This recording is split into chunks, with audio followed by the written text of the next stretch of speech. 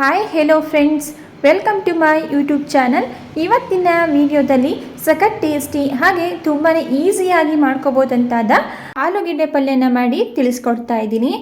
ನೀವು ಮಸಾಲೆ ದೋಸೆ ಜೊತೆ ಆಲೂಗೆಡ್ಡೆ ಪಲ್ಯನ ತಿಂದಿರ್ತೀರಾ, ಆದರೆ ಈ ವಿಧಾನದಲ್ಲಿ ನಾನು ಹೇಳ್ಕೊಡೋ ರೀತಿ ತುಂಬಾ ಸ್ಪೈಸಿಯಾಗಿ ಟೇಸ್ಟಿಯಾಗಿ ಆಲೂಗೆಡ್ಡೆ ಪಲ್ಯನ ಮಾಡ್ಕೊಂಡು ನೋಡಿ. ಬನ್ನಿ ತಡ ಮಾಡದೆ ಯಾವ ರೀತಿ ಮಾಡೋದು ಅಂತ ನೋಡ್ಕೊಳ್ಳೋಣ. ಈ ಆಲೂಗೆಡ್ಡೆ ಪಲ್ಯನ ಮಾಡಲಿಕ್ಕೆ ನಾನಿಲ್ಲಿ ಮೀಡಿಯಮ್ ಸೈಜ್ದು 5 ಆಲೂಗಡ್ಡೆಗಳನ್ನ ಸಿಪ್ಪೆ ತೆಗೆದು ಈ ರೀತಿ ಸಣ್ಣದಾಗಿ ಕಟ್ ಮಾಡಿ ಇಟ್ಕೊಂಡಿದ್ದೀನಿ.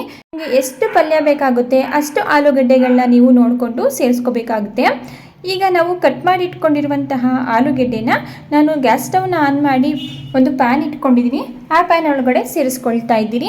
ನಂತರ ನಾನಿಲ್ಲಿ ಆಲೂಗೆಡ್ಡೆ ಮುಳುಗುವಷ್ಟು ನೀರನ್ನು ಸೇರಿಸಿ ರುಚಿಗೆ ತಕ್ಕಷ್ಟು ಉಪ್ಪನ್ನು ನಾನು ಈಗಲೇ ಸೇರಿಸ್ಕೊಳ್ತಾ ಇದ್ದೀನಿ. ಉಪ್ಪನ್ನು ಸೇರಿಸೋದ್ರಿಂದ ಆಲೂಗೆಡ್ಡೆ ಬೇಗನೆ ಬೆಂದ್ಕೊಬಿಡುತ್ತೆ. ಉಪ್ಪನ್ನು ಸೇರಿಸಿದ ನಂತರ ಒಂದು ಲಿಡ್ಡನ್ನು ಕ್ಲೋಸ್ ಮಾಡಿ ಕಂಪ್ಲೀಟಾಗಿ ಆಲೂಗೆಡ್ಡೆ ಬೆಂದ್ಕೋಬೇಕು. ಅಲ್ಲಿವರೆಗೂ ಇದನ್ನು ಬೇಯಿಸ್ಕೊಳ್ಳೋಣ. ಆಲೂಗೆಡ್ಡೆ ಬೇಯೋಷ್ಟರಲ್ಲಿ ನಾನು ಆಲೂ ಪಲ್ಯಕ್ಕೆ ಬೇಕಾಗಿರುವಂತಹ ಒಂದು ಸಿಂಪಲ್ ಮಸಾಲ ಪೌಡರ್ನ ರೆಡಿ ಮಾಡ್ಕೊಳ್ತಾ ಇದ್ದೀನಿ. ಒಂದು ಚಿಕ್ಕ ಮಿಕ್ಸರ್ ಜಾರ್ಗೆ 5 ರಿಂದ 6 ನಾನಿಲ್ಲಿ ಒಣಮೆಣಸಿನ್ಕಾಯಿನ ಸೇರಿಸ್ಕೊಂಡಿದ್ದೀನಿ.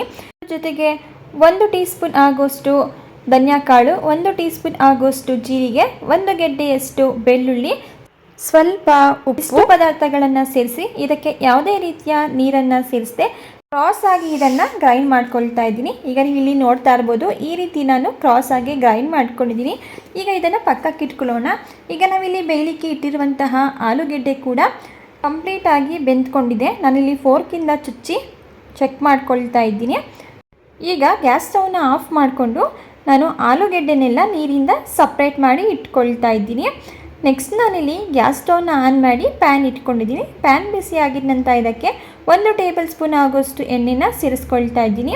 ಎಣ್ಣೆ ಬಿಸಿ ಆಗಿದ ನಂತರ ಸ್ವಲ್ಪ ಸಾಸಿವೆ, ಸ್ವಲ್ಪ ಜೀರಿಗೆ, ಅರ್ಧ ಟೀ ಸ್ಪೂನ್ ಆಗೋಷ್ಟು ಉದ್ದಿನಬೇಳೆ, ಅರ್ಧ ಟೀ ಸ್ಪೂನ್ ಆಗೋಷ್ಟು ಕಡಲೆಬೇಳೆ, ಇಷ್ಟು ಪದಾರ್ಥಗಳನ್ನ ಸೇರಿಸಿ ಕಡಲೆಬೇಳೆ ಉದ್ದಿನಬೇಳೆ ಸ್ವಲ್ಪ ಕ್ರಿಸ್ಪಿಯಾಗಿ ಕಲರ್ ಚೇಂಜ್ ಆಗೋವರೆಗೂ ಇದನ್ನು ಫ್ರೈ ಮಾಡಿಕೊಂಡು ನಂತರ ನಾನು ಇದಕ್ಕೆ 4 ಒಣಮೆಣಸಿನ್ಕಾಯಿ, ಸ್ವಲ್ಪ ಕರಿಬೇವಿನ ಸೊಪ್ಪು, ಇಷ್ಟು ಪದಾರ್ಥಗಳನ್ನ ಸೇರಿಸಿ ಒಂದು ಅರ್ಧ ನಿಮಿಷ ಇದನ್ನು ಚೆನ್ನಾಗಿ ಮಿಕ್ಸ್ ಮಾಡ್ಕೊಳ್ತಾ ಫ್ರೈ ಮಾಡ್ಕೊಳ್ಳೋಣ. ನೆಕ್ಸ್ಟ್ ನಾನಿಲ್ಲಿ ಈಗ ಇದಕ್ಕೆ ಬೇಯಿಸಿಟ್ಕೊಂಡಿರುವಂತಹ ಆಲೂಗೆಡ್ಡೆನ ಸೇರಿಸ್ಕೊಂಡು ಇದನ್ನು ಸಹ ನಾನಿಲ್ಲಿ 1 ನಿಮಿಷಗಳ ಕಾಲ ಚೆನ್ನಾಗಿ ಮಿಕ್ಸ್ ಮಾಡ್ಕೊಳ್ತಾ ಒಗ್ಗರಣೆ ಜೊತೆ ಮೀಡಿಯಮ್ ಫ್ಲೇಮಲ್ಲಿಟ್ಟು ಫ್ರೈ ಮಾಡ್ಕೊಳ್ತಾ ಇದ್ದೀನಿ. ಈ ಆಲೂ ಪಲ್ಯ ಮಾಡೋದು ತುಂಬಾ ಸಿಂಪಲ್.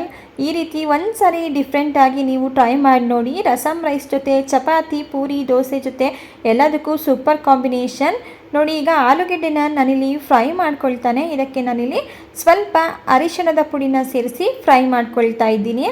ಹಾಗೆ ನಿಮ್ಮೆಲ್ರಿಗೂ ಒಂದು ರಿಕ್ವೆಸ್ಟ್, ಆಲ್ರೆಡಿ ನನ್ನ ಚಾನಲ್ನಲ್ಲಿ ಇನ್ಸ್ಟೆಂಟಾಗಿ ಮಾಡ್ಕೋಬೋದಂತಾದ ಬ್ರೇಕ್ಫಾಸ್ಟ್ ರೆಸಿಪಿಗಳು, ಸ್ವೀಟ್ ರೆಸಿಪಿಗಳು, ಸ್ನ್ಯಾಕ್ಸ್ ರೆಸಿಪಿಗಳ ವಿಡಿಯೋ ಅಪ್ಲೋಡ್ ಆಗಿದೆ.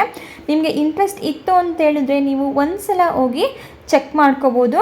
ಆಲೂಗೆಡ್ಡೆನ ಫ್ರೈ ಮಾಡ್ಕೊಂಡಿದ ನಂತರ ನಾನಿಲ್ಲಿ ಇದಕ್ಕೆ ನಾವು ಗ್ರೈಂಡ್ ಮಾಡಿ ಇಟ್ಕೊಂಡಿರುವಂತಹ ಮಸಾಲ ಪೌಡರ್ನ ಸೇರಿಸ್ಕೊಂಡು ಮೀಡಿಯಮ್ ಫ್ಲೇಮಲ್ಲಿಟ್ಟು 2 ನಿಮಿಷಗಳ ಕಾಲ ಇದನ್ನು ಮಿಕ್ಸ್ ಮಾಡ್ಕೊಳ್ತಾ ಚೆನ್ನಾಗಿ ಫ್ರೈ ಮಾಡ್ಕೊಳ್ಳೋಣ.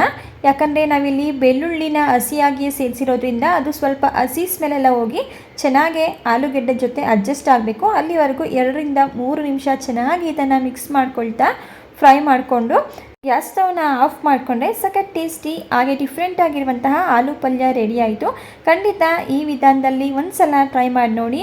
ಈಗ ರೆಡಿಯಾಗಿರುವಂತಹ ಆಲೂ ಪಲ್ಯನ ನಾನಿಲ್ಲಿ ಒಂದು ಪ್ಲೇಟ್ಗೆ ಸರ್ವ್ ಮಾಡ್ಕೊಳ್ತಾ ಇದ್ದೀನಿ.